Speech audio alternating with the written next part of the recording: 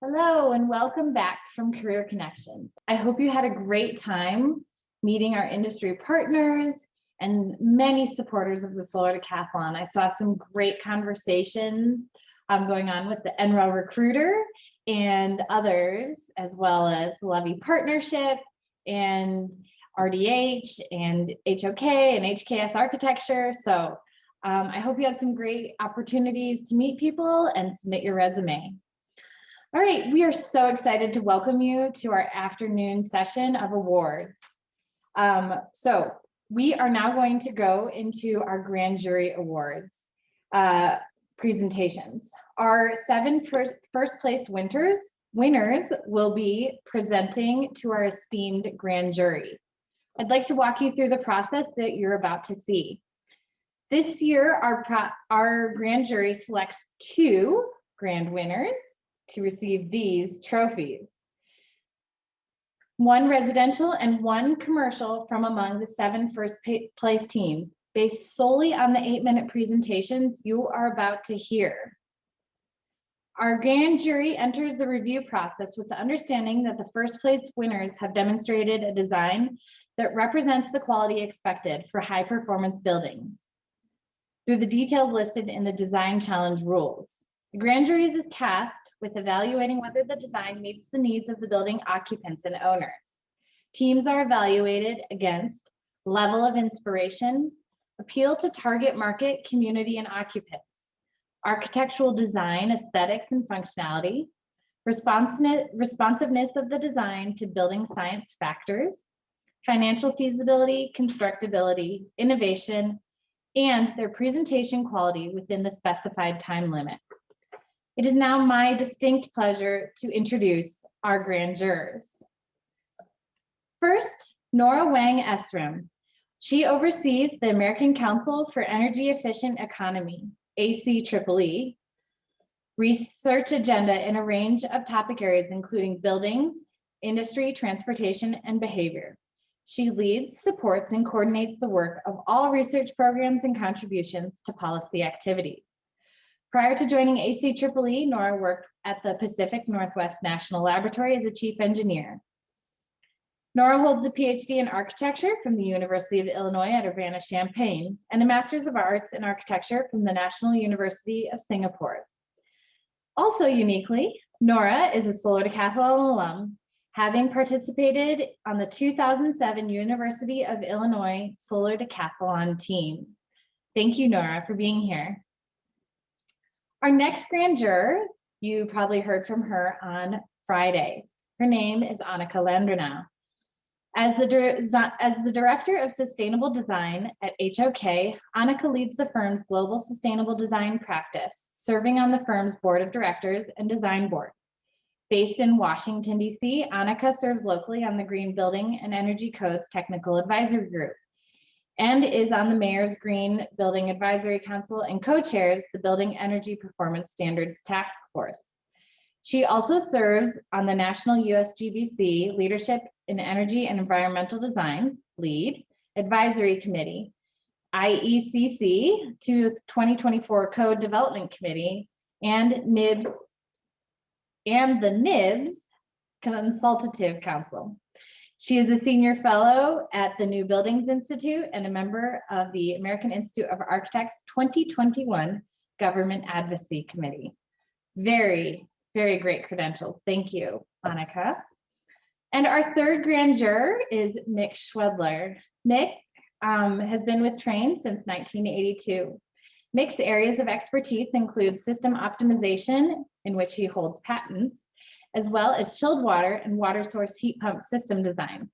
Prior to his work with Trane, Mick received his Master's of Science in Mechanical Engineering from the University of Wisconsin Solar Energy Laboratory and Bachelor of Science in Mechanical Engineering from Northwestern University. Mick serves as a president-elect on the ASHRAE Board of Directors and is also an ASHRAE Fellow and recipient of ASHRAE's Exceptional Service, Distinguished Service, and Standards Achievement Awards. With that, we are going to now each give each team, first place team that was just awarded about an hour and a half ago, 8 minutes to wow the grand jury. For fairness, the organizers will stop your presentation slides at the end of your allotted time. The residential divisions are up first, and then the commercial divisions.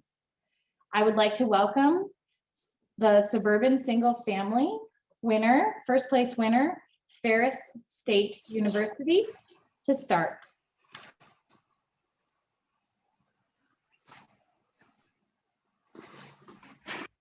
All right, quick mic check. Everyone can hear me okay? Okay. Well, welcome to the Muskegon River residents. Thank you, grand jurors, for taking time out of your day. And we're back row studio. So my name's Ian Wardowski. My name's Brooke Maney. I'm Jacob Hudson. And I am Tanner Finn. So here's the table of contents slide, and this just highlights the important topics that we'd like to cover with you in this presentation. So feel free to just glance at these icons real quick, and then on the left-hand side of our slides, you'll be able to follow along with everything we're presenting. So the Muskegon River residence is just south of the historic downtown of Big Rapids. It's sited in a developing neighborhood, and the proximity to the Muskegon River provides various outdoor recreation opportunities and natural amenities to enjoy. Muskegon River Residence is located in Climate Zone 6, which is depicted in blue on the map on the right. Climate Zone 6 offers long and harsh winters, but very pleasant summers. And on the left, we have some of the climate's information, as well as other climates that you may be familiar with. The overlying concept of our home is vitality, meaning power giving the continuance of life. Vitality sustains the concept of a suburban family. To support this idea, we chose a parti pris of the Native American rock art symbol, meaning time to change, seen overlaid on our building. This relates to how, for sustainable living to be achieved, the way homes are designed and built must change. The Muskegon River residence strives to attain this change in a variety of ways. Pictured on the lower right, we have the solar hot water heater and how it is integrated into the home's hot water system. This system provides 30% of the home's hot water, and in the upper right pie graph, we have where the other hot water sources are coming from. And on the left, we have a typical wall section of the building showing our SIP wall construction and other building science control layers. So an in-depth market analysis was conducted for the Muskegon River residents, and we came up with an overall cost of just over $366,000 with renewable energy. That put us at $205 per square foot, and we deemed this house affordable through 2 mortgage paths, a 15-year and a 30-year, with costs highlighted here below. And then our overall return on investment for renewable energy for renewable energy systems is 15 years and 7 months, and that takes into account inflation and maintenance costs. Some of the key materials which reflect our building's durability include zinc roofing, which has a natural healing patina, fiber cement cladding, which is engineered to resist moisture and withstand temperature variations, along with bamboo flooring for high traffic areas throughout the home. Oops. So the embodied environmental impact was conducted through researching the 10 top most used materials on our building, and we compared them to the conventional residence through environmental product declarations. So the environmental product declarations provided embodied energy, global warming potential, and ozone depletion values. So as you can see on the bottom of the slide, compared to the conventional residence in terms of embodied energy, the Muskegon River residence uses 808 million less BTUs of embodied energy during construction. So we used a variety of basic building design and passive system strategies in the development of the home. The most important of these is passive heating for our climate. To do this, the home uses direct solar gain facilitated by southern windows paired with overhangs, as seen in the diagram on the right, that allow winter sun in and prevent summer sun from entering and overheating the space. These windows also have a secondary benefit of daylighting. The home incorporates an attached greenhouse, which will allow the family to grow their own food. Within the greenhouse is a green wall, which is irrigated from rainwater collected from the green roof. The floor of the greenhouse is composed of concrete, which will act as a thermal mass and to help control the temperature of the space. All appliances and fixtures that are implemented are certified by either Energy Star or WaterSense. On to HVAC, the team chose a closed-the-loop horizontal ground source heat pump for the project, which is depicted in the diagram on the right. This system has a EER of 24 and a COP of 4.0. On the left, we have a diagram of a HRV, which is integrated into the ventilation system to capture heat from exhaust air and use it to pre-treat intake air. We developed an energy budget to detail the net positive energy performance of the building and compare it to a HERS reference home, which you can see on the left. The energy performance of the home allows it to achieve a HERS rating of 30 without renewables and a -3 with. As the HERS score does not consider electric vehicle charging, an EUI was included at 36 kBTU per square foot.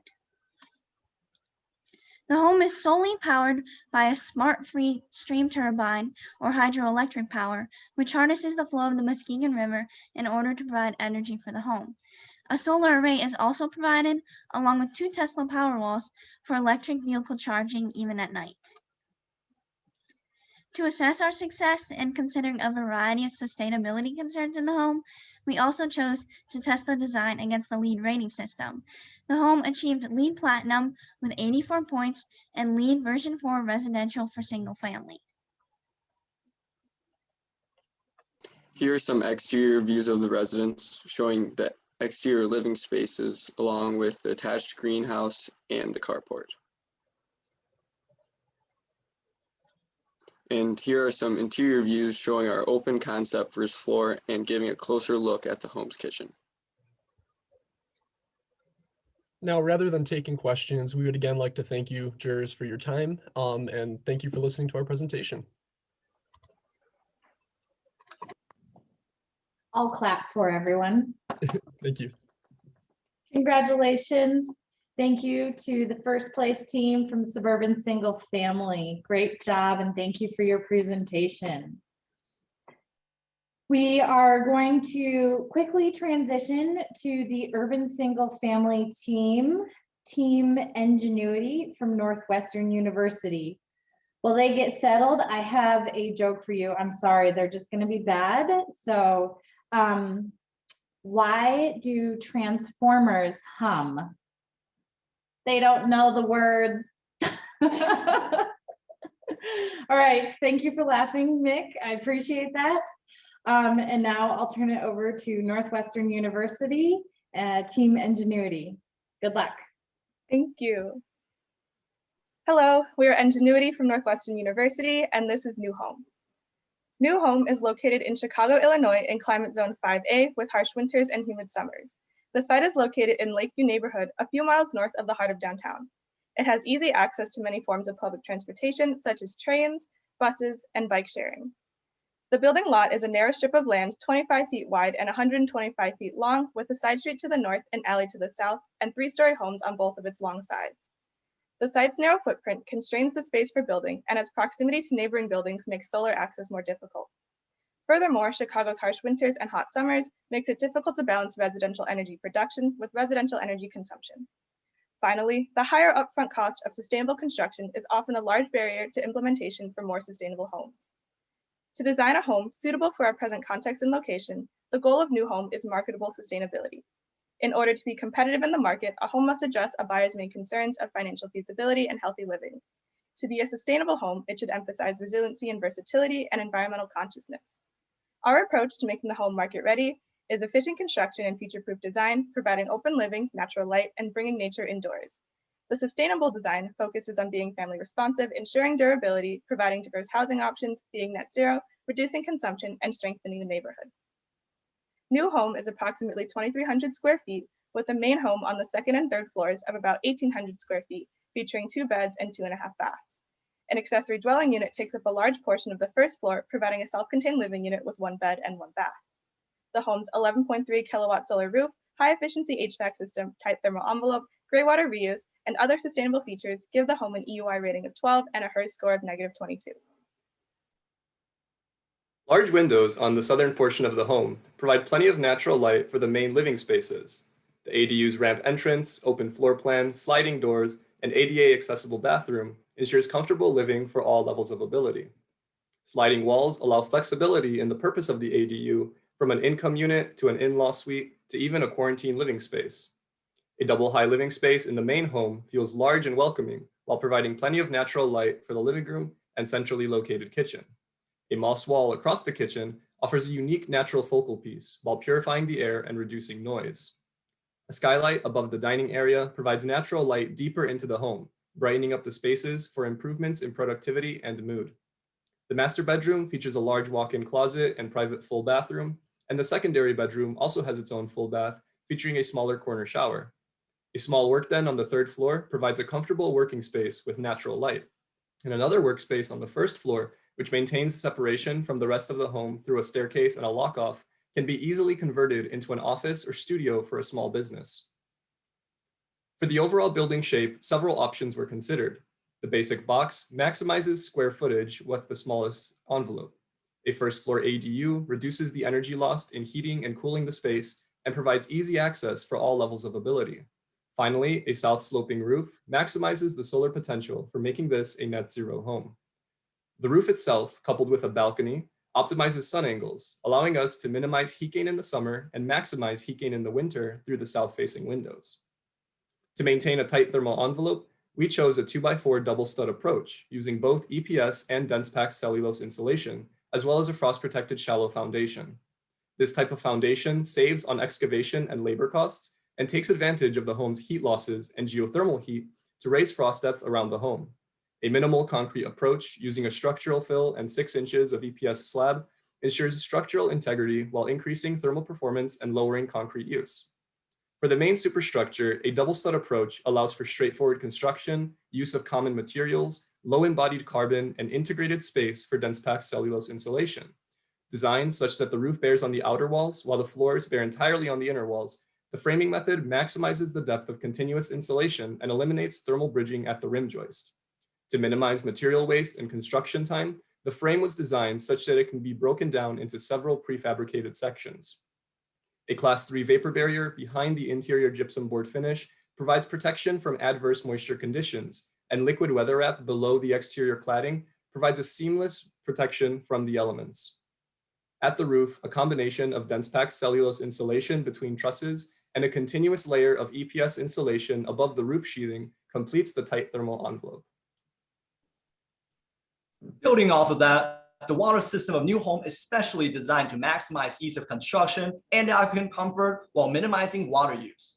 This is reflected by our water core design, in which all of the pipes in the home are centralized. It seems like we're having some technical difficulties, so I'll take over for Bill's section. WaterSense low flow fixtures and Energy Star water appliances were incorporated into the water core, as were user-friendly manifolds and Greywater systems. 65% of the flush fixture water and 16% of the landscaping water in new home is offsetted by Greywater. This, combined with new home's efficient fixture selection and landscaping design, results in a dramatic 60.5% overall potable water use reduction, translating to a 60-year savings of more than $34,000, making this home both environmentally and financially sustainable. New home's key energy saving features are a super insulated and airtight envelope, heat pump heating, cooling, and water heating, energy recovery from ventilation and drain water, and the most efficient and ADA compliant appliances available. This brings our EUI down from 39 to just 12 and brings our HER score without PV from 100 down to just 31. 11.3 kilowatt of solar panels combined with microinverters for extra durability allows us to generate 14 megawatt hours of electricity and bring our HER score down to -22. Even if New Home's family chooses not to purchase a residential battery, New Home will function off-grid for 65% of daytime hours and reduce its load on the grid during peak times by 43%. On an annual basis, a typical home of this size in Chicago would cost just over $6,000 per year. New Home, on the other hand, because of its energy efficiency and PV capabilities, costs just less than $3,400 per year. Taking this a step further, we can see that over a longer period of time, in this case, 60 years, with the ADU being rented at an affordable housing rate for half of that time, the net cost of new home is nearly $475,000 less than the net cost of a typical Chicago home of the same size over this time period, thus making this a very financially feasible alternative to minimally code compliant construction. As a result, New Home offers a perfect solution to aging in place in Chicago. Ria and Enzo just bought New Home and have rented out the ADU using the income to help cover their mortgage. Once Ria and Enzo have a child named Shreya, the ADU transforms into an in-law suite so Ria's parents can help raise her. When Shreya gets older, Ria and Enzo rent out the ADU again. And as empty nesters, Ria and Enzo move into the ADU, allowing them to downsize their living space while staying in their community. New Home reimagines modern living in Chicago by providing a healthy and functional home with maximum efficiency in its layout and envelope, decreasing daily impact through water use reduction and net zero energy usage, and using common construction practices with the home's adaptable ADU to help offset the cost of the home's sustainable features. New Home focuses on marketable sustainability because for something to be sustainable, it must also be attainable. We believe the future of new homes is New Home. Congratulations, Northwestern University. I'll give you the clapping. That was wonderful and very good job dealing with technical difficulties. It happens to all of us. Right, next we move on to the attached housing from Electric Jane from Marywood University. While they prep and get ready, we invite Marywood University up. I'll give you another joke. Why is wind power popular? Because it has a lot of fans. These are good. These are so good. All right, Marywood University, take it away when you're ready.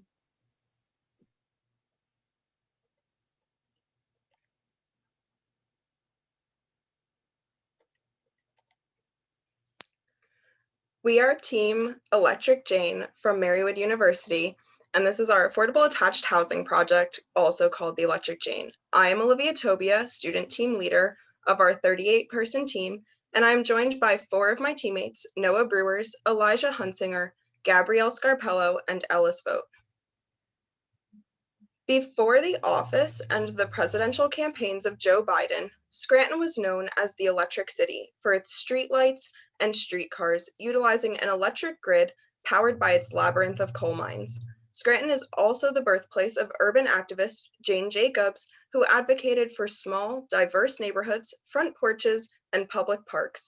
Like Jane, we were inspired by Scranton, its houses, coal mines, and electric moniker when we created the Electric Jane to rebuild Scranton's neighborhoods and to transform its storied coal mines into clean, renewable energy. Like many so-called Rust Belt cities, the collapse of the local mining industry left behind a network of flooded mines, providing a subterranean circulating pool of water, a largely untapped resource for geothermal exchange. Our site is an environmentally detrimental surface parking lot on the corner of Penn Avenue and Marion Street in the Greenridge neighborhood of Scranton, where the homes embrace front porches, peaked roofs, and mixed material, a style advocated by Jane Jacobs. Front porches, a backyard deck, and community parks and playgrounds will provide healthy and safe environments for family interactions and connect each family to the surrounding community, creating Jacobs' Eyes on the Street.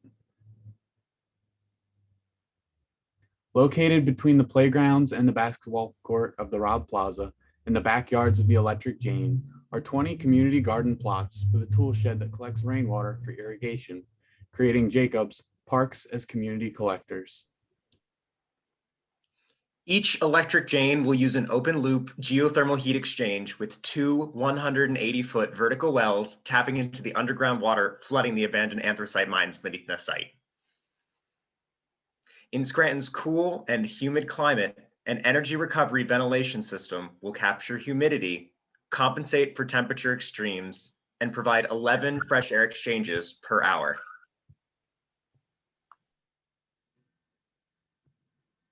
Durable, local reclaimed brick from the Scranton Lace Factory and lime stucco allow the Electric Jane to blend into the neighborhood. Local reclaimed barn boards on the party wall and a polished structural slab will drastically lower our carbon footprint. Additionally, all paints and finishes in the home emit low VOCs.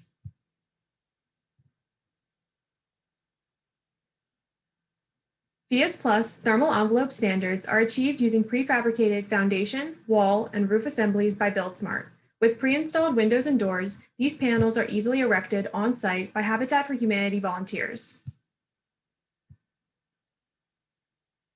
Our thermal envelope will withstand seasonal periods of high winds, freezing temperatures, and above average rain and snowfall. Water, sewer, and geothermal pipes are below the frost line.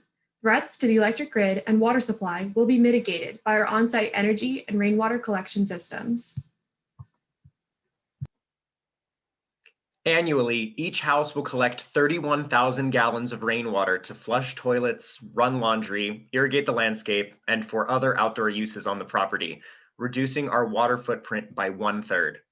Under potential drought conditions, a full cistern will last for a month before switching to municipal water. Hot water is tempered by geothermal heat exchange and heat recovery from drain water, allowing for a 60% heat water transfer. Large, south-facing windows with solar shading fins allow the winter sun to warm the brick walls and concrete floors while blocking the summer sun, reducing overheating. During daylight hours, sunlight will illuminate the rooms without supplementing with electric lighting. During evenings and nights, Energy Star certified lights will provide an even room distribution with can lights and task lighting. The electric drain integrates systems of passive solar strategies, photovoltaic cells, an airtight envelope, and ERV and open-loop geothermal system, increasing energy and water efficiency, thermal comfort, and a healthy home environment, drastically reducing homeowners' water, sewer, and electricity bills. The annual demand for electricity is only 4,730 kilowatt hours per year. Our PV system will generate 5,110 kilowatt hours per year. This means our design achieves net zero site energy. The electric drain is 55% more efficient than Habitat for Humanity's new build home, with Energy Star rated appliances, fixtures, and light bulbs, insulation, and passive design strategies. Occupancy and vacancy sensors will automatically turn off lights in empty rooms.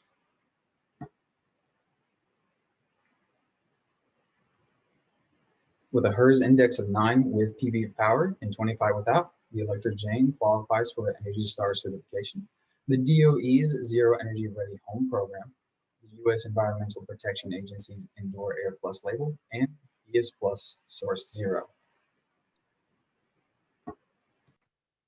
Comparing the mortgage and utility costs with Habitat's new build house, the electric drain will save homeowners $133 per month, adding up to almost $56,000 over the life of the mortgage.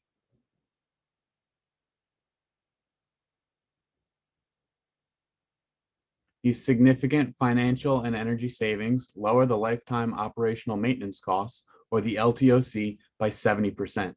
We have achieved this by utilizing high quality, long lasting, low maintenance materials and products that are also in keeping with market expectations.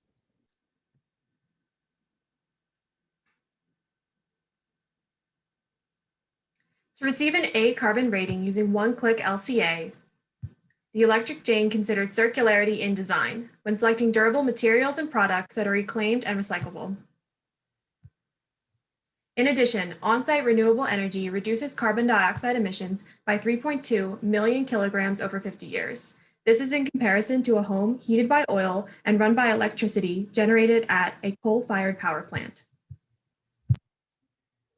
The electric drain will revitalize Scranton's neighborhoods with affordable and sustainable housing and transform Scranton's electric legacy from burning dirty coal to tapping into clean energy with geothermal heat exchange, utilizing the floodwaters in the abandoned coal mines under the city.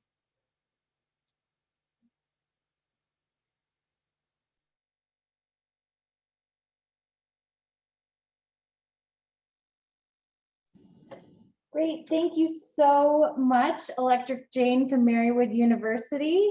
We appreciate your presentation. All right, we now move on to mixed use multifamily grandeur presentation from Third Quadrant Design from the University of British Columbia. As they prep, I'll have another good joke for you. To the optimist, the glass is half full. To the pessimist, the glass is half empty. But to the engineer, the glass is twice as big as it needs to be. I would totally say that. That's something totally, I love that as an engineer. Somebody needs to come up with a line. What would the architect think? That the glass wasn't designed correctly? Put your comment in the chat. All right, off you go. Good luck. Laundry House is a high-performance, minimally invasive, sustainable, holistic community in Vancouver that addresses the missing middle housing crisis. We are a team of student engineers and designers. We design for both environmental and social sustainability.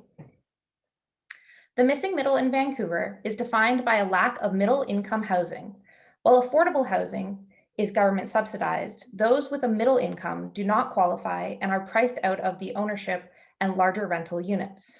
This results in many young adults moving out of the city to start a family. Laundry House provides a place to grow within the city. In keeping with a holistic approach to sustainability, we chose a site which utilizes density to ensure walkability and connection to rapid transit. Our hybrid ownership rental model through a nonprofit development agreement ensures protected below market ownership and larger below market rentals. Our site takes advantage of southern street frontage, Vancouver's temperate climate, local resources, and adaptively reuses a historical laundry facility. We removed a 1960s addition to the building in order to replace it with a high-performance addition, which is narrow and compact in form to allow for cross-ventilation and units with views to the north and south. We wanted to maximize green space to allow for protected play and a vertical connection to a planned greenway. We added thermally broken exterior circulation to build community and act as southern shading in the summer. Then included buffer spaces to create a social and heat gradient to improve thermal performance. To inform both the architectural elements and the engineering systems, we set 4 guiding principles. A successful design would result in a holistic community that focused on occupant comfort, utilized regenerative design, and resulted in a building that was resilient for the future. We prepared for hazards that are environmental, climate, or seismic. We used a combination of energy sources because Vancouver doesn't receive much solar energy. The envelope is unique because it has an occupied gap between the water shedding surface and the rest of the control layers, which creates a thermal buffer and a public to private gradient.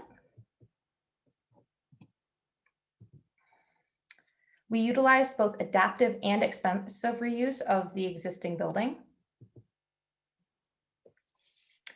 And we maximized the reuse of demolition materials by redirecting them towards future construction or reusing them on site. New material choices were guided by circularity and locality. By tapping into a local district energy provider, the building utilizes and contributes to waste heat recovery from sewage through heat pumps. The waste heat from Laundry House is then put back into a district energy system. A net metering strategy delivers a blend of power to Laundry House, ensuring that the building is completely renewable. Exposed concrete topping absorbs solar and internal gains, slowly releasing heat, reducing the number of active heating hours required in our building, simultaneously ensuring the most efficient and comfortable radiant. Natural ventilation works in harmony with our concrete thermal mass to meet Laundry House's cooling requirements. Only on the hottest days does the radiant cooling ever take over. Unit buffer spaces are fully convertible to outdoor porches in the summer. This allows for solar heat gain in the winter and natural ventilation in the summer.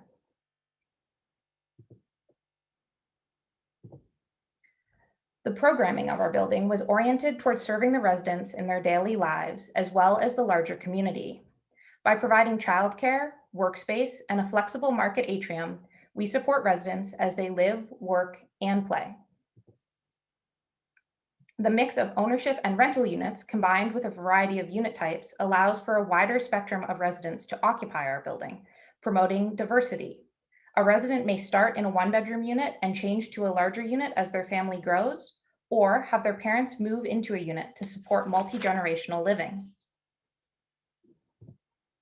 I'd like to conclude with a day in the life of our building. You start the day in a 3-bedroom unit, straight room, with a double height space that ensures daylight fills the long, narrow space. It is a worry-free unit where your shower water is reused as gray water, so you don't have to worry about an extra minute in the shower. The temperature is always comfortable, and there's room for your family to gather. Exiting the unit, you transition through the sunroom porch that acts as a semi-private area. You wave at a neighbor walking by and allow your daughter to run and play with the other kids on the street in the sky. You love that she can informally play in a protected space with other kids and benefit from passive supervision. Since all the units are living spaces look towards this area, you never have to worry. Then you walk through the green space towards the sunken playground. Once you arrive, your daughter slides into the playground as you follow on the stairs, where you drop her off at the adjacent daycare that is a local Vancouver startup. You love that the building's amenities support important services in your daily life, as well as the larger community. Your partner uses the co-work space during remote work days and enjoys lunch with your daughter.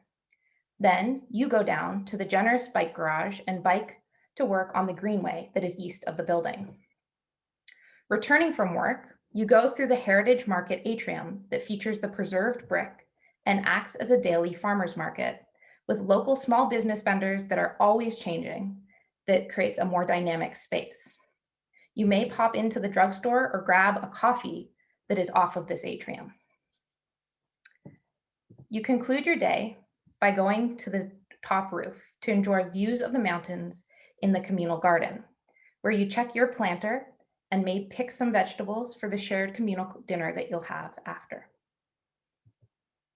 In the community kitchen, you share a weekly meal with other residents, using food from the communal garden and products from the market vendors. Then you would conclude your day by going back to the roof for your compost to close the loop in your food production. In conclusion, our project utilizes panelized construction and adaptive reuse of an existing building to minimize construction times, mixed mode HVAC, and flexible buffer spaces to provide natural and customizable comfort. Generous green and gathering spaces create a sense of community.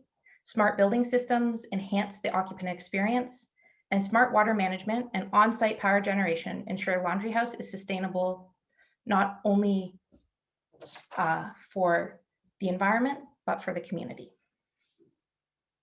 Thank you. Thank you so much. Great job to the University of British Columbia. Thank you for your presentation. Now we will move on to the elementary school division and the University of Oregon. As they get set up, another cheesy joke for you. Wind Turbine 1 said, "What kind of music do you like?" Wind Turbine 2, his friend, said, "I'm a big metal fan." Thanks for laughing at my jokes these days. Annika thinks maybe I need some new jokes. And here comes the team from the University of Oregon to present in the elementary school division.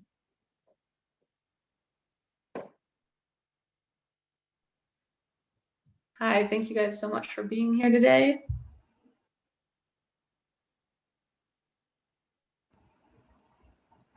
Hello, and thank you for considering Martin Luther King Jr. Montessori Elementary School. It is a pleasure to discuss our project with you. We are Team Riparian from the University of Oregon. My name is Lauren Bennett. My name is Jared Levy. And I'm Kyle White. Our professor and mentor, Ihab El-Ziadi, is also here today. We first analyzed the site and climate of the existing school in the King neighborhood of Portland, Oregon. Through this analysis, we decided to approach the project from a bioclimatic design strategy. It takes advantage of diurnal night-to-day swings and maximizes passive climate control of our building. Through a series of community interviews, we learned that much of the public thinks the existing school is prison-like and institutional compared to the surrounding residential neighborhood. In response to their concerns, we wanted to create a school that strengthens the roots of this marginalized community and addresses social, economic, and environmental sustainability. Our analysis led us to a series of questions. How can our schools strengthen an underserved neighborhood, serve as a third teacher, and provide a positive life cycle impact? Current test scores are low, which made us ask, what about the existing building is failing students? The team shifted curriculum to the Montessori method, which connects existing community issues like poor academic performance and lack of community engagement with the proposed sustainable interventions. Ultimately, 5 goals were used to guide the design process. These goals helped the team ensure that our school would act as a resource for the community and influence architectural scale, materiality, and programs. We wanted to emphasize and celebrate the net zero systems by making them visible throughout the entire project. The existing school is massive in comparison to its residential context and has minimal green spaces or separation from the road. Breaking down the mass into 3 separate structures creates ample daylighting opportunities, plentiful outdoor areas, and a building form that relates to the surrounding context. The site has 4 educational landscape zones, which act as natural access control and reintroduce native habitats into this urban context. The southernmost building can be operated year-round after hours to host community events. The northern 2 buildings are the classroom neighborhoods. Each one has 6 classrooms, a collaboration space, and direct access to outdoor learning opportunities. As Montessori curriculums typically have students prepare their own meals, our cafeteria has a prep station that can accommodate both adults and children. Flexible furniture and overhead doors allow our gym and cafeteria to be combined for large gatherings. The passive design of these spaces enable community to use the space during off hours and weekends. As a passive 2-story space, the library is inspired by storytelling. Mobile and adjustable furniture creates dynamic spaces for group work and individual learning. Large sliding doors and north-facing skylights bring nature inside, and a central elevator ensures that our project is accessible for all. The STEAM area contains a makerspace, computer lab, and discovery deck. These hands-on learning areas introduce students to the detailed mechanics of things like photovoltaics and water harvesting. Our outdoor spaces create engaging learning opportunities about the environment and sustainable living. They're filled with regional habitats, bioswales, and interactive play areas that connect directly to the classroom. The classroom buildings are organized into 2 separate neighborhoods. By splitting the student body into smaller groups, each student can form stronger bonds and friendships with other students. Each neighborhood also features a common collaboration space, which is passively conditioned for small group learning. Classrooms are structured around the Montessori pedagogy of teaching. Featuring a classroom kitchenette, expansive storage, and cubbies, the open floor plan maximizes flexibility and allows for students to redesign their environment as needed. This building utilizes mass timber construction with cross-laminated and dowel-laminated wood panels. Conventional wood framing and a thermally efficient envelope create a financially accessible and durable construction. The team created a zoned approach for the school's thermal design based on program and duration of occupancy. We have active, passive, and hybrid spaces. The active mechanical system for the public portion of the building is designed as one central air handler unit. Distributed through a series of insulated spiral ducts and VAVs, the gym, cafeteria, and kitchen are zoned separately. The return air is fed through a central energy recovery ventilator, further reducing energy consumption. Designed to have students participate and manage the thermal comfort, passive design includes operable windows, ceiling fans, strategic thermal mass, and solar chimneys. All of these systems are on display for the students in the library, furthering their exposure and responsible management of their environment. In the hybrid approach to climate control, students are encouraged to use passive design elements augmented with smart controls to condition the space. Additionally, to moderate the climate of the room more consistently, Radiant floor heating and exposed chilled beams are provided. Breaking up the project into multiple buildings also created opportunity for a phased approach of construction, providing ample space to support and maintain the student body.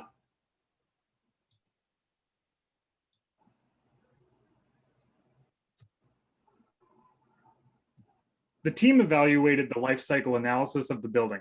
Using recycled materials and increasing the biogenic carbon storage through wood construction, the project resulted with a significantly reduced global warming impact compared to a steel or concrete building.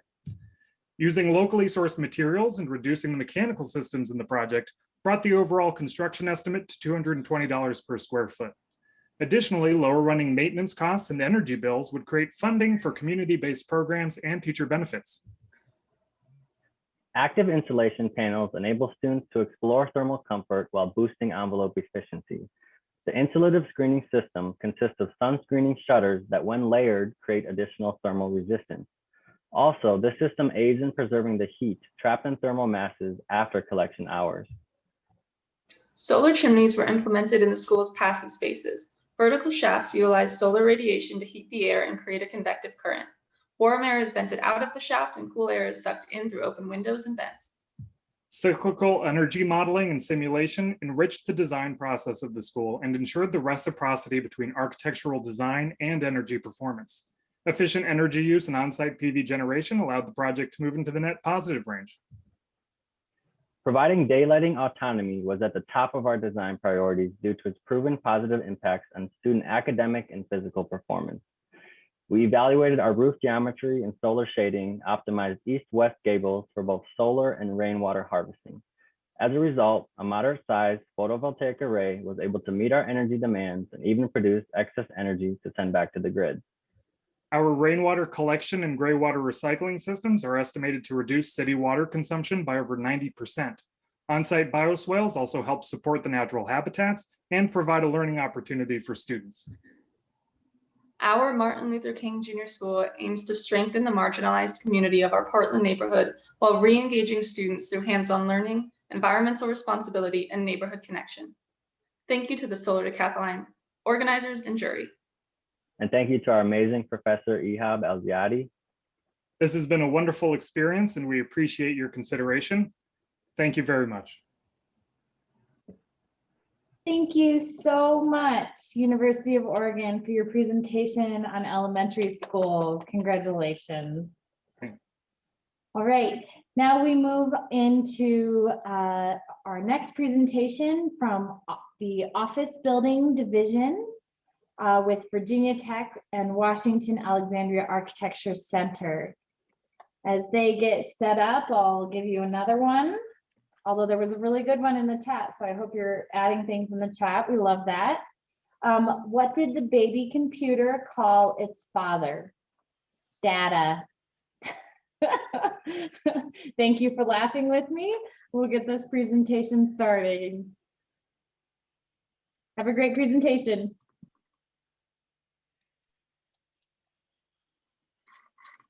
Thank you. Welcome.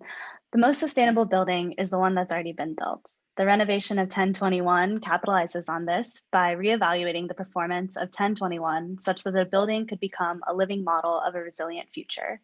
We took the Zero Energy Building Challenge one step further by designing to optimize performance of the building system and optimize performance of the building occupants. The location in Alexandria's Old Town, the renovation of 1021 required adherence to design guidelines and reflect values of the historic neighborhood. The existing 1021 building is shown here in yellow, and the existing architecture school building is shown here in white. Our design goals are outlined as 1, build upon the existing building envelope to optimize efficiency. 2, focus on the impact of embodied carbon. 3, design with intention to our neighborhood context. 4, prioritize passive and natural systems to lower costs and maintain efficiency. 5, recognize the intersection of sustainable design with human health. And finally, uphold Virginia Tech's motto, Ut Prisum, that I may serve. The renovation of 1021 updates the building to accommodate new programmatic needs and improve environmental performance without sacrificing the embodied carbon of the existing structure by adding additions on the south and east. An expansion to the south reworks the relationship between the building and the street and equips the ground floor with flexible gathering and exhibition spaces. The eastern addition satisfies egress requirements, expands the square footage for studio space, and connects 1021 to the WAC's neighboring 1001 building with a livable green roof. A small scale addition above the main entrance emphasizes the entry while allowing for a view of the makerspace above. Aligning with the city guidelines of Alexandria, we maintained a brick facade and highlight areas with a sustainable bamboo material that mimics the wood cladding also used in the neighborhood. The existing building envelope of 1021 is retrofitted with new insulation and new exterior cladding to produce an improved R value. Fenestration and shading are placed to optimize daylighting without threatening thermal comfort. Southern shades block out harsh summer sun and heat while allowing in winter sunlight for solar heat gain. Most of the existing envelope is reused to avoid construction waste from demolition. The existing wall is made more efficient by adding rock wool insulation to the exterior and soy-based spray foam to the inside. The new addition uses 6-inch thick structural insulated panels. Both systems achieve an R value of 35. Layers of rock wool added to the roof achieve an R value from 62 to 76 from new to remodeled construction respectively. Triple pane argon-filled windows with thermally broken frames have a U value of 0.14 and replaced existing double pane windows to mitigate heat transfer through the envelope. Heating, cooling, and ventilation is handled by ERVs and hydronic radiant floors led by water-to-water geothermal heat pumps. Each floor has its own ERV to bring in adequate outdoor air as per ASHRAE 62.1 standards. An electric demand water heater is used to supply hot water to the bathrooms and kitchen with sanitary fittings carefully selected to reduce water consumption. Our targets to achieve net zero energy were adopted from ASHRAE's Advanced Energy Design Guide for small to medium office buildings, shifting the initial target source EUI of 75 to 68.5 and establishing a target site EUI of 21, then achieving source and site EUIs of 65.3 and 20.6 respectively. After having improved the passive design, we moved on to adopt more efficient appliances and lighting fixtures. Recognizing this building to be internal load dominated, we implemented time clocks, occupancy sensors, and photoresistors to minimize energy waste, simulating notable reductions in overall cooling loads. Solar shades and roof PV panels, as well as solar shingles on our neighboring building on 1001 Pridge Street, all contribute to generating energy for our building on 1021. Our total solar energy generation amounts to an EUI of 27 kilo-BTUs per square foot, making this a net positive building. The life cycle assessment surpasses the cradle to grave scope by bringing new life to an old building. We retained as much of the existing building as possible rather than demolishing and reconstructing it from ground up. This lowered the embodied environmental impact of the building during demolition and upfront construction and lowered the embodied carbon by 26%. Additionally, trade-offs were made with systems such as geothermal heat pumps and PV panels in an effort to significantly lower operational carbon at the expense of increased upfront carbon. On-site energy collection and storage allows the building to become a place of refuge in the instance of a power outage, grid failure, or natural disaster. Saltwater batteries charged with excess solar energy gathered on site will provide energy for HVAC and essential plug loads to remain in use, providing a safe and comfortable environment for the community and building occupants. The expanded courtyard and the ground floor assembly space can be rented out, utilized by the public community. And not only did we save construction costs with an adaptive reuse, but we also offset construction costs by creating rentable event space. The occupant experience and interior design strategy was driven by real-time data from an occupant survey of current users of the existing space. And the results show that the occupant demographics flux within every year, necessitating the design of a flexible interior space that can accommodate to the ever-changing population of the users. Overall essential needs were identified as flexible, collaborative, small meeting spaces, natural daylighting, connections to nature, and options for informal workspaces. The overall spatial experience of the project strives to integrate design for the well-being of the occupants by utilizing the well-being standard as a guide for the overall design, material selection, and the integration of biophilia throughout. Custom details like the acoustic panel screens with integrated preserved greenery and custom wood trimmed ceiling clouds with recycled denim insulation support acoustics, as well as utilize sustainable materials to optimize occupant comfort. The integration of biophilic patterns throughout create a comforting and soothing atmosphere. Places of refuge, such as nap rooms, also encourage rest and relaxation, while views of nature and natural light optimize occupant focus and performance, altogether enhancing occupant well-being. As we look towards a future, one free of this current global pandemic, we are all faced with this question. Do we seek to return to normal, or do we rewrite the playbook on what is normal? 1021 Prince Street renovation rewrites the playbook on a zero energy building. It's a show-stopping embodiment of the future of architecture, one that recognizes the performance of the building is inextricably linked with the performance of human health. Thank you.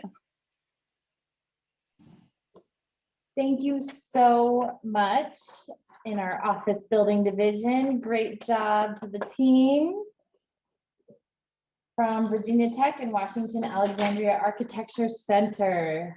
All right, we move into our last division, the retail division, with a presentation from the Illinois Institute of Technology. While they get set up, your last joke for the day, I promise there won't be any more jokes after this. How do construction workers party? They raise the roof. Feel like I should have some video to go with that, but thank you, Mick. Thank you for the support. All right, take it away, Illinois Tech. Thank you. Thank you. All right. Hello, we are from Illinois Tech. We are Studio Goose, and we are busing our way from Illinois Tech to a new retail development, the Nook. Let's go. Within Chicago, Illinois, at the intersection of North Halsted Street and West Division, we find the Nook. Surrounding a mile radius of the Nook are 4 train stations, 5 bus stations, and 15 bike rental stations. The radius also includes 8 different schools, including middle, elementary, and high school. The Nook is a non-traditional retail building. The north side of the surrounding community and our building includes retail and educational aspects. The south side focuses on retail. The Nook has 3 major programs: a retail section for profit, multi-purpose rooms for events, and a cafe for parents to relax. Housing all of this under one roof and designing the Nook specifically for the neighborhood, the Nook has created a retail experience for students and parents alike. Leading into the architectural rundown, starting with form.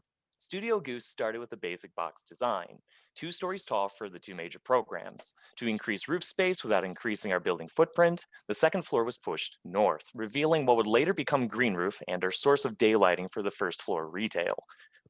Check out the bottom left. The concept of a sawtooth roof followed us through all previous design iterations. It was added to provide surface area for the Nook's large solar array, as well as paths to daylight the entire second floor.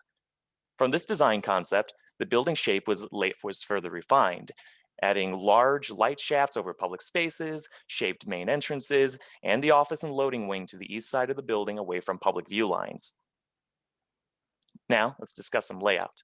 The Nook's entrances open up from 2 vastly different exterior environments, with a residential north and a much more commercial south. The floor plan was created reflecting this. To our south and southeast are the busy roads of Halsted and Division, facing which we have designed a familiar retail program, including the retail floor, warehouse storage, and a well-lit staff office with a kitchenette. On our north, visitors pass through a much more monumental facade into the Nook's entry and atrium, which serves as an assembly point for gatherings, and the focal point for the community center program of the building. A cafe is located at the crossroads of the retail and community programs, serving as a transitioning point on both the floor plan and the west facade. Moving up to the second floor.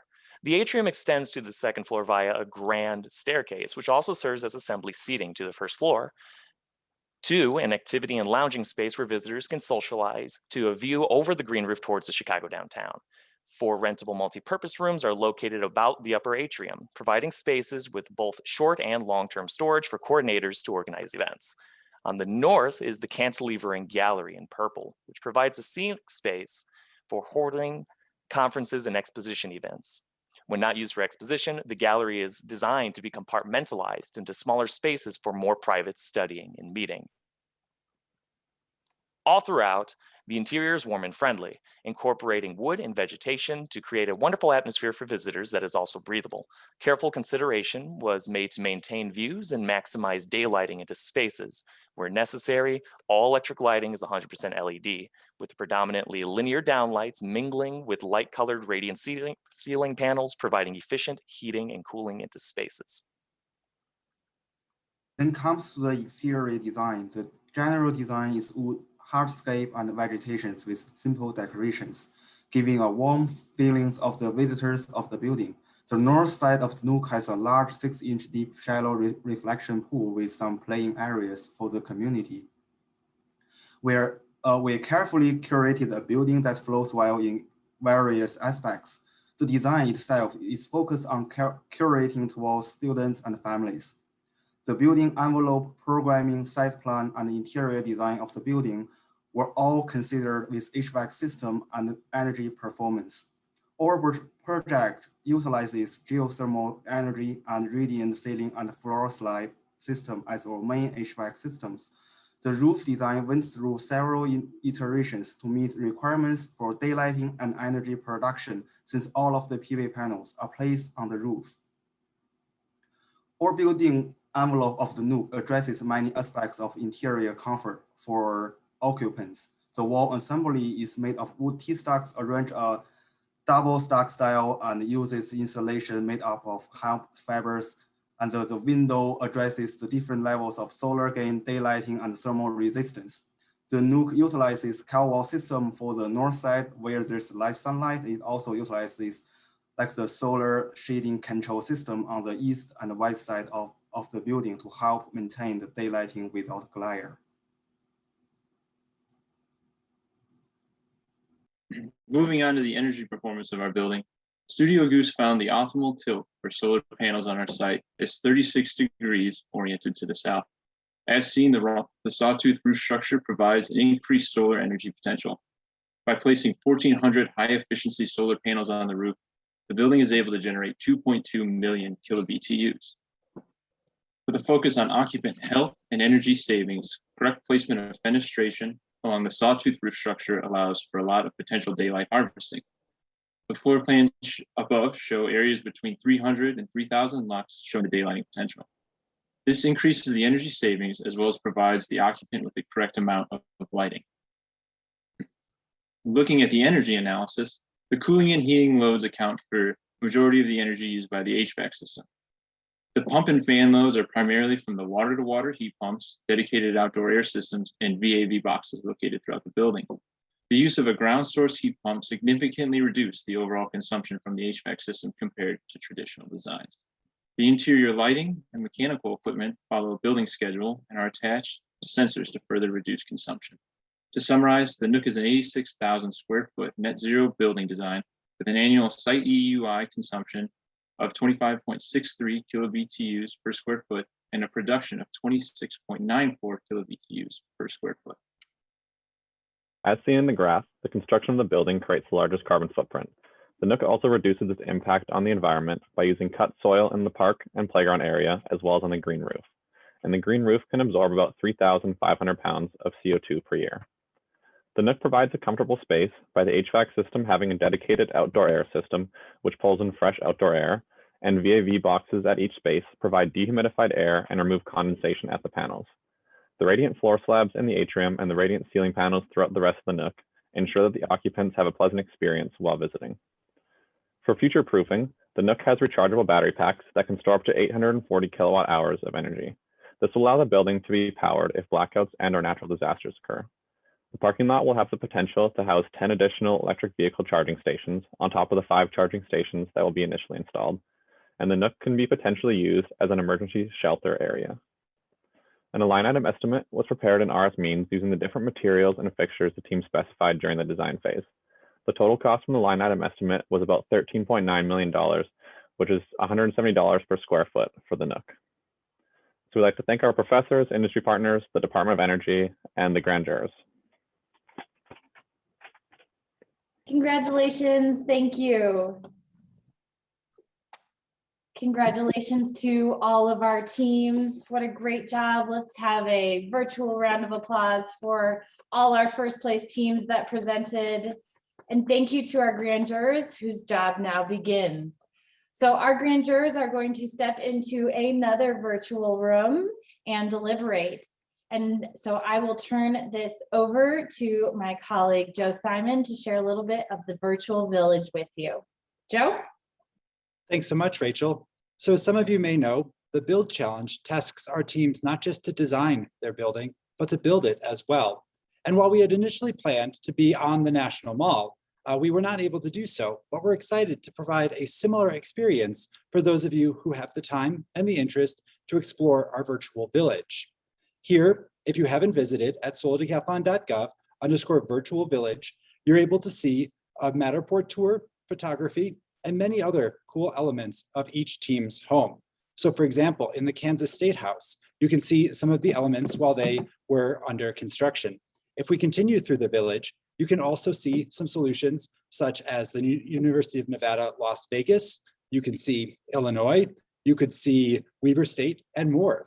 So I encourage you, if you have some interest and you have some time, to go explore all of these homes by seeing their photography, looking at their construction drawings, learning about their team projects, and really understanding what makes them special, what makes them successful in this program for the Build Challenge. We're excited through this process to really enable you to learn, and that this can be a lasting impact. So if you have people in school, if you have middle school students, if you have children who are excited or engaged, how could we tell that story in a new and interactive way?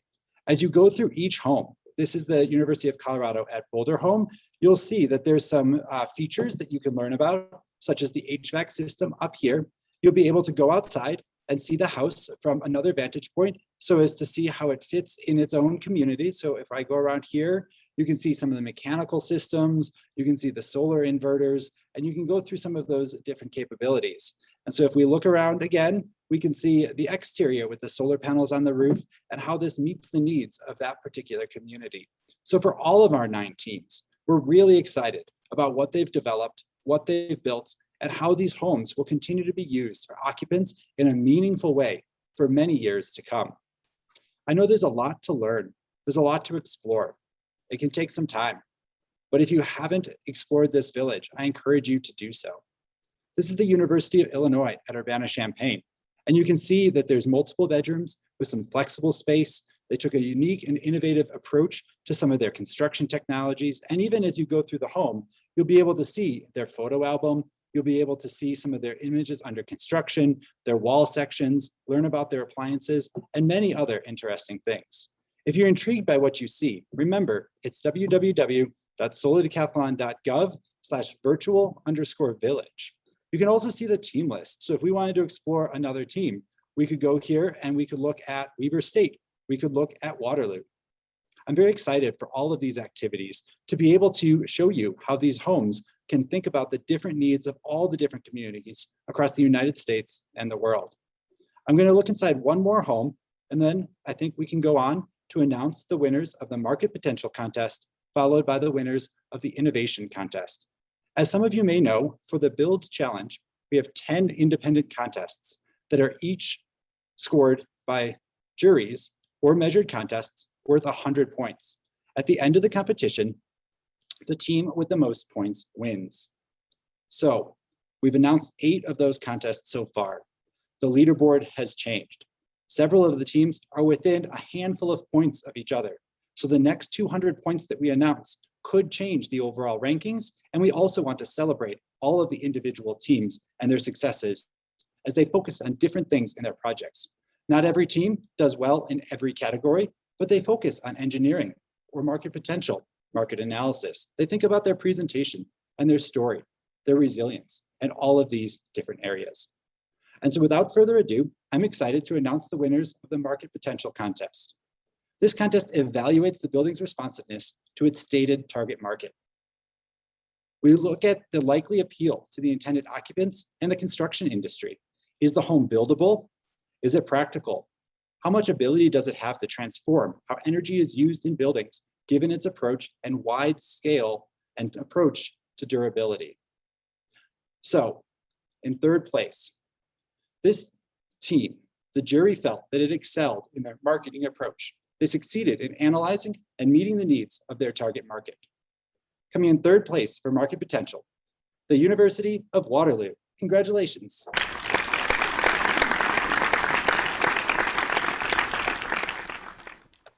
For our second place winner, the team found a niche market and was able to build at a profitable price.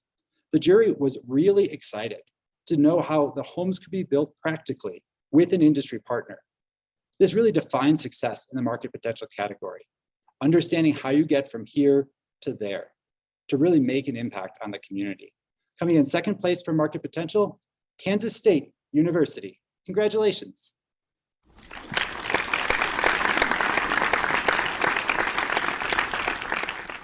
And in first place, this team had a very thorough market analysis. It was appropriate for their target market. They impressed the jury by demonstrating a well thought out prefab design that was able to meet the need for affordable housing in a high income market while making it affordable for the labor force. Coming in first place for market potential, the University of Colorado Boulder. Congratulations.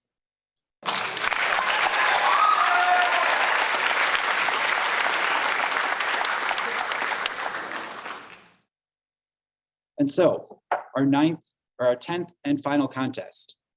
Recognize though, that while I'm telling you who's getting third, second, and first, all the teams are earning points, and you don't know if there's 10 points between third and second, or if there's 50 points between third and second and first.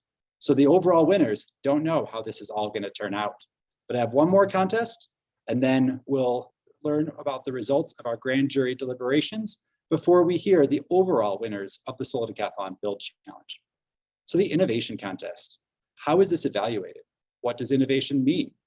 Ultimately, this contest evaluates the design success, incorporating innovations or creative approaches that enhance energy efficiency, energy production, grid interaction, and building operations, as well as the overall functionality and appeal.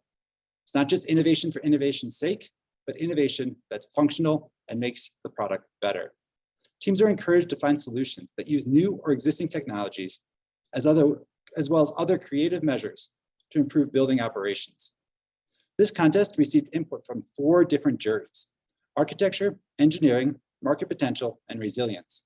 They each evaluated their own contest, and they provided input to the scores of the innovation contest. As such, we are excited to announce the results of this contest that is a compilation. I don't have comments for each team because of the multiple juries that were engaged, but I am excited to say that we have a tie for third place. With independent input from each of these juries, the scores came out exactly equal.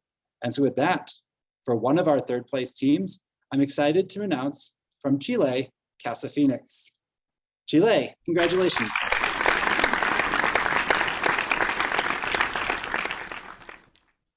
And also coming in third place is the University of Waterloo. Congratulations.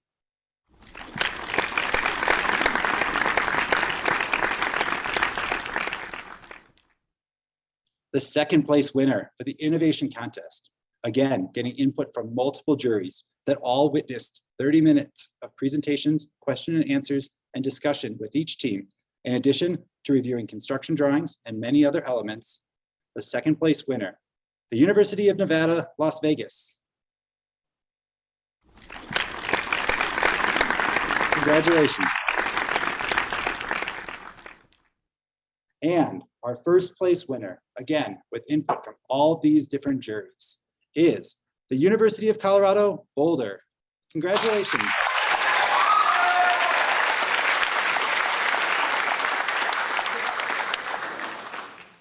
So, all the teams that listened, recognize, because I didn't tell the scores for each of these last 2 contests, you don't know if you're first, second, third, fourth, fifth, or beyond.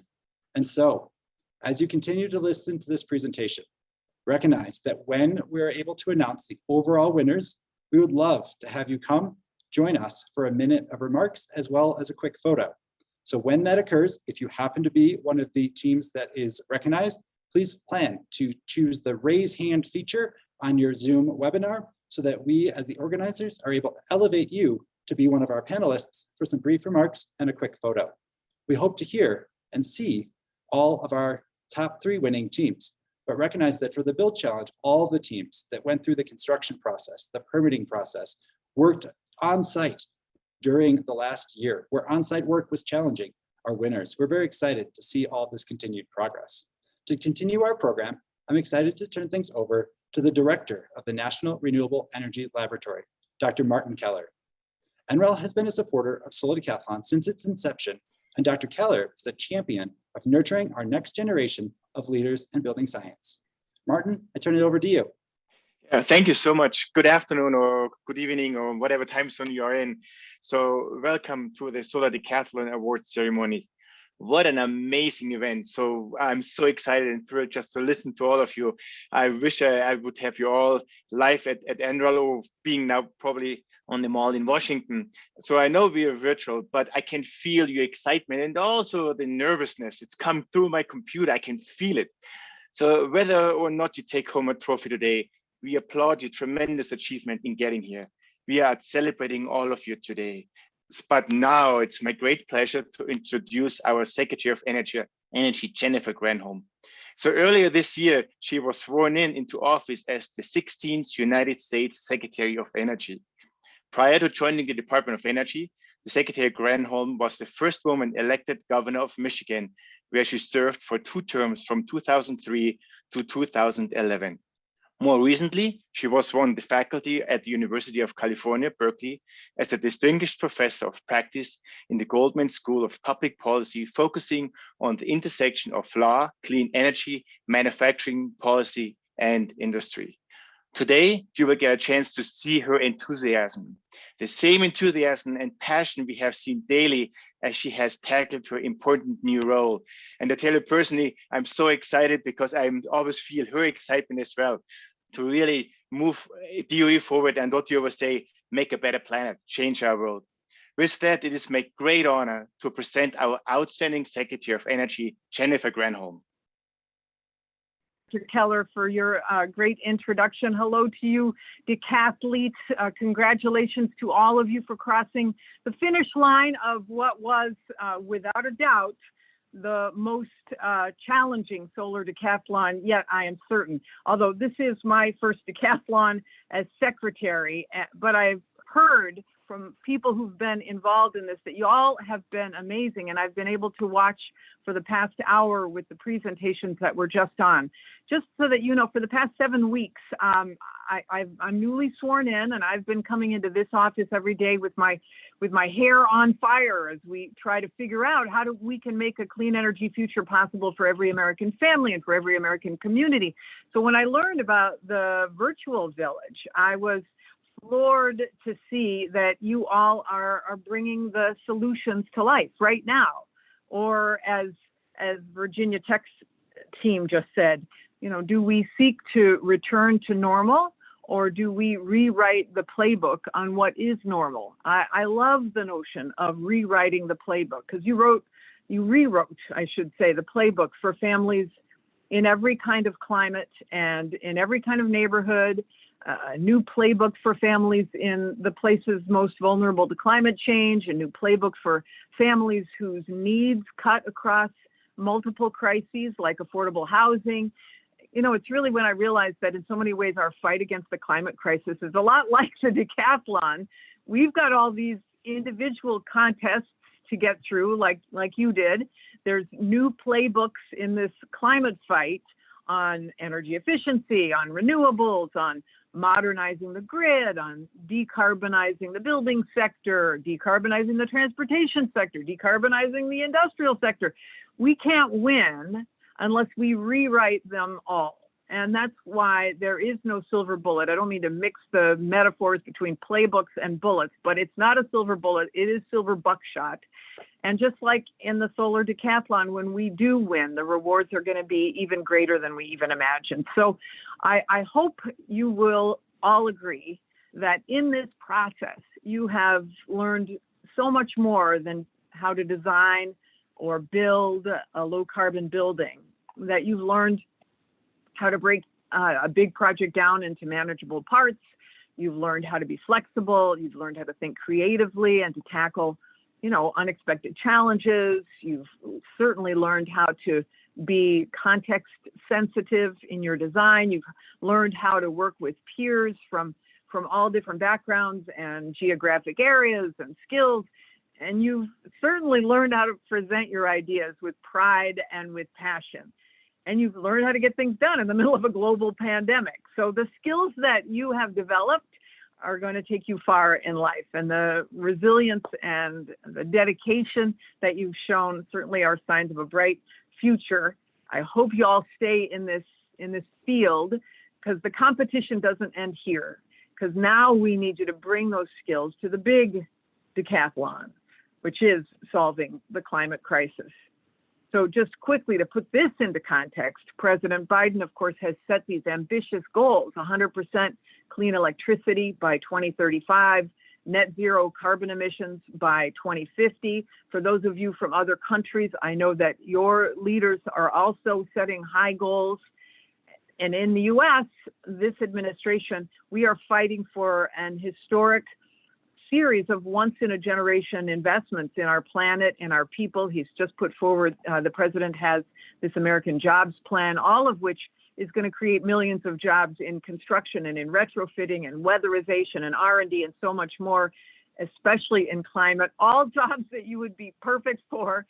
And so many have taken what they have learned from this competition and are now helping our nation. This is in the past, throughout this decathlon's history, you know, many of who have participated are leading the world in charting this new future. So there's Teresa Ham-Modley, who participated in the 2011 Build Challenge and 2018 Race to Zero, now known as the Design Challenge. And today she's an architect at VMDO Architects, where she's working on zero energy schools, to a school that's set to open next fall in Arlington, Virginia. There's Alex McDonald, participated in the 2015 decathlon. Today he's at Tesla.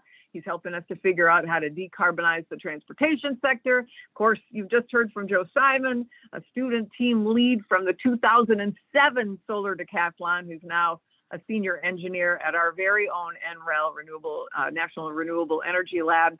Although you may know him better, of course, as the Solar Decathlon Build Challenge competition manager and great articulator of who has won these prizes. So these are just a few of the solar decathletes who have gone on to become leading architects and designers and engineers and researchers, but we're always going to need more, as you can imagine, especially with all that we have to accomplish. There are more than, 125 million buildings in the US alone.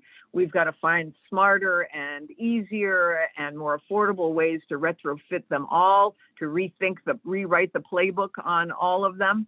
So while this may mark the completion of these projects, I hope it's just the beginning of your work in this space, because your incredible ideas should be replicated in real neighborhoods across the country and around the world. And I know that's what you're aiming for. I cannot wait to see what all of you dream and build next. But now I'll stop talking, because we have some hardware to hand out. Rachel, maybe you can show us the trophies for our design challenge and our build challenge winners. Yes, we are so excited to have trophies. All right. We have our residential and commercial grand winner trophies. These trophies, these are heavy, so they are legitimately, great hardware to have to match with your first place trophy. So we had, just before we announce, the jurors definitely had a hard time. They thought all the presentations were so inspiring, and we are so pleased to be announcing our grand winners when you're ready. All right, let's do this. All right, so the 2021 Design Challenge Residential Grand Winner is Team Ingenuity from Northwestern University in the Urban Single Family Division. All right, congratulations. We are. You want to make them. They should be showing up here shortly. Give us a minute. Yep.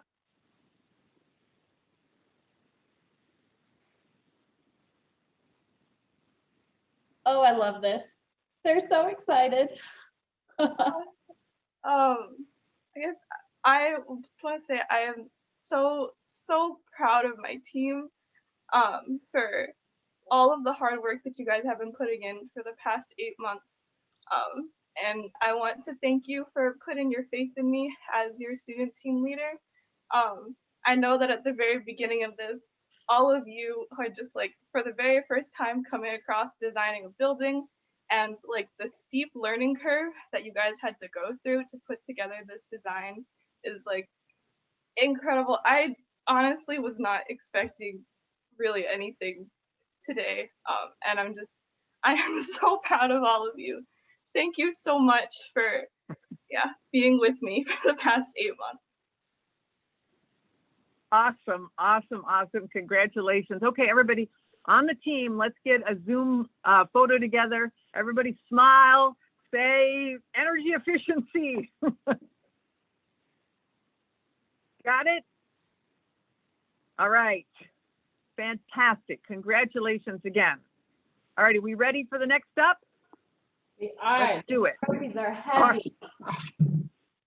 Okay, get ready. Get ready to pop in. All right, the 2021 Design Challenge Commercial Grand River winner. I've just been handed the winners. The commercial grand winner is the University of Oregon in the elementary school division. Woo! Congratulations. Hop in, everybody. All right. Congratulations to the team. Team lead, you got a few words to say? Oh boy. Well, we want to say thank you to the organizers and the jury members of the Solar Decathlon. We recognize, how big of an event this has been, and especially in a virtual platform, the sort of challenges and effort that had to go into getting this event to occur. Thank you. I think that includes Holly and Rachel and Joe, who've been wonderful hosts during this virtual platform. It's been wonderful 3 days, really flawless. So we really had a great time. We want to thank all the jury members who looked at all of our work and spent their time and effort to kind of appreciate our project. And personally, Lauren and Jared and I would like to thank our professor, Ihab El-Ziadi. Ihab's knowledge of sustainability and ability to share that with us and be just a wonderful faculty member overall is inspiring. We absolutely could not have done this without you, Ihab. And we just want to say thank you from the bottom of our hearts. Lastly, Secretary Granholm, what a wonderful opportunity it is to talk to you and have you present us with this award. Thank you very much for coming. And we hope that everyone can recognize the projects seen from every division, and every one is really inspiring and innovative and creative. And I think we're peeking into the future of responsible engineering and responsible architecture that really affects us all. And so this has been exciting and wonderful to share ideas and discuss with everyone else. So thank you all very much for this prize, and go Ducks. Go Ducks. All right. Well, everybody, we're going to pose for a Zoom photo. Big grins. Everybody say, go Ducks. Awesome. You got it, Rachel? Yes, thank you. All right.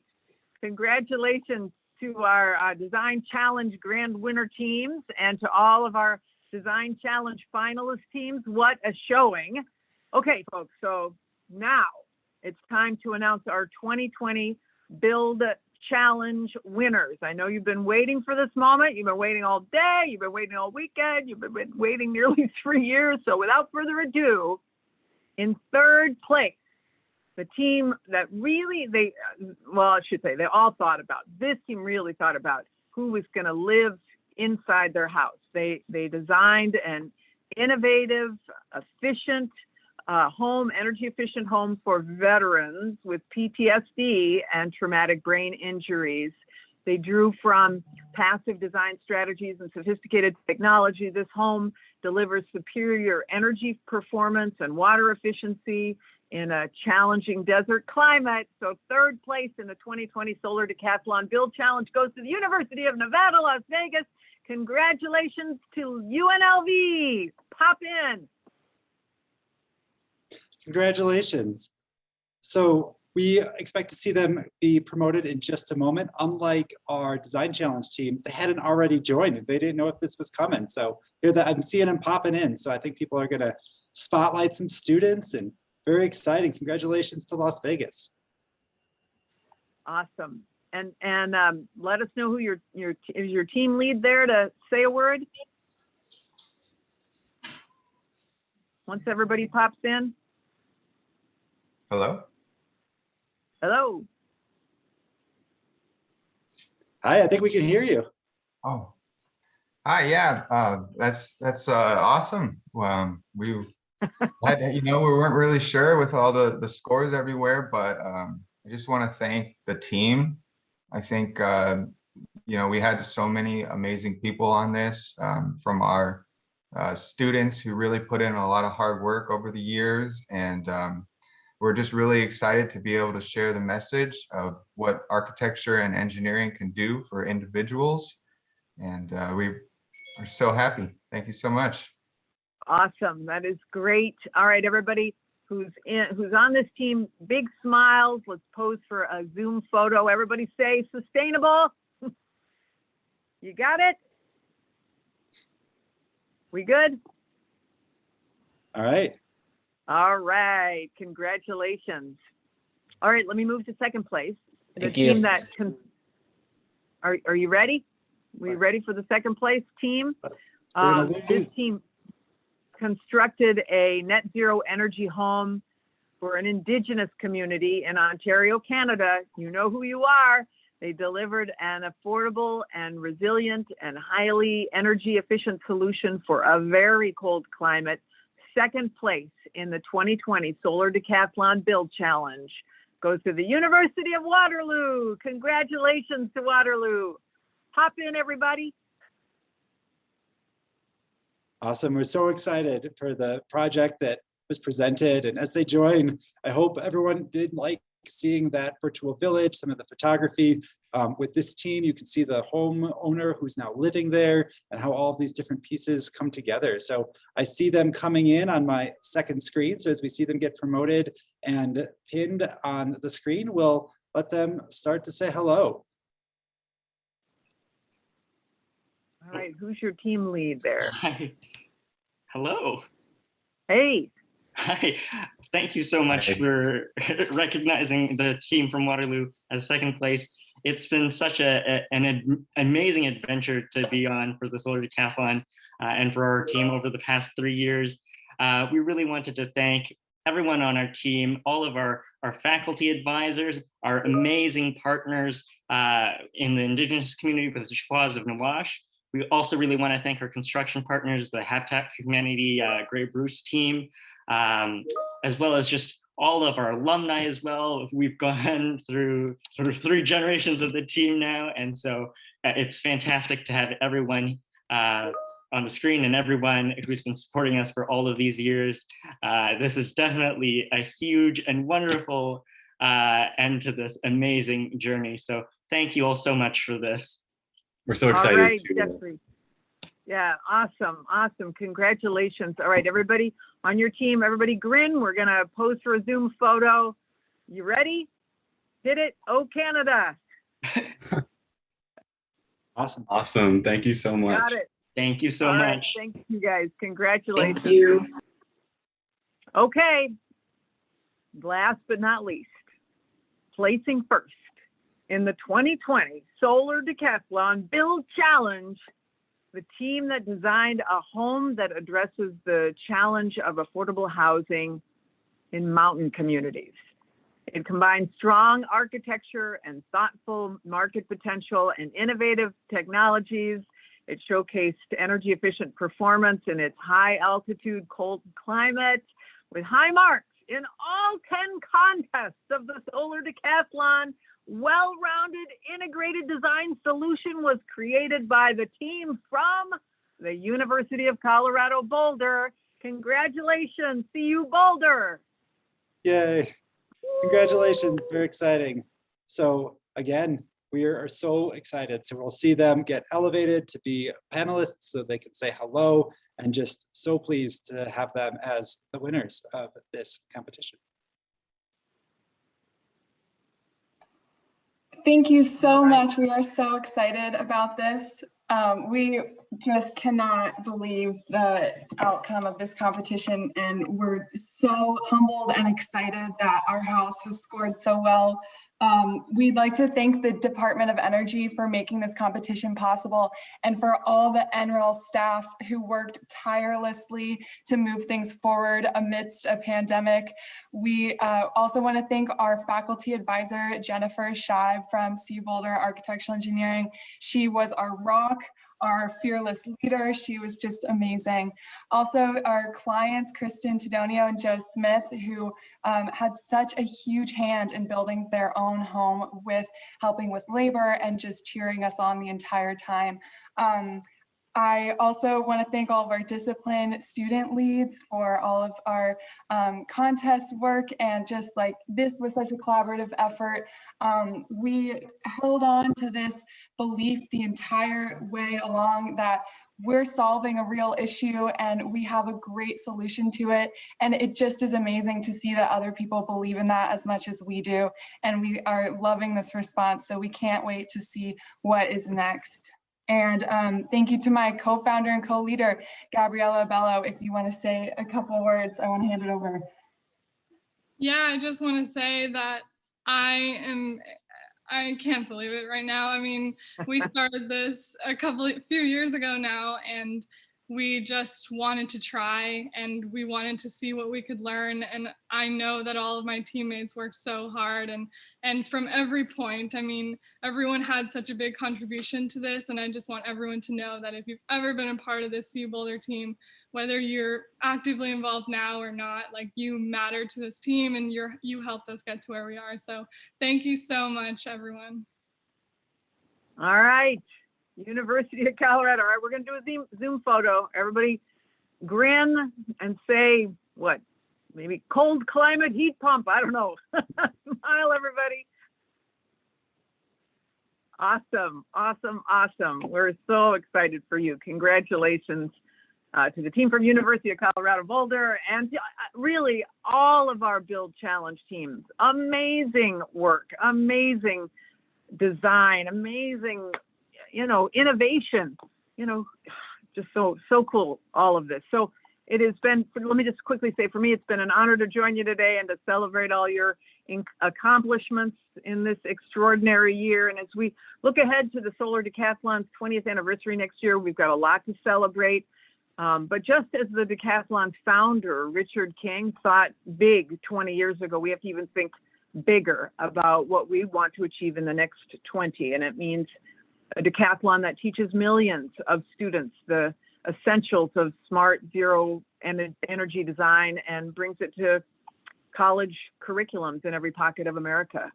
We wanted to design a decathlon, really, that helps practicing architects and engineers pick up the skills and resources that they need to tackle the rest of the building stock, and bring your solutions to communities across America. So I'll leave you now, but I'll be taking the lessons that I've learned from you guys today as proof that our clean energy future is more than possible. It is just on the horizon. Congratulations again. Thanks so much for allowing me to participate. I'm inspired by you all.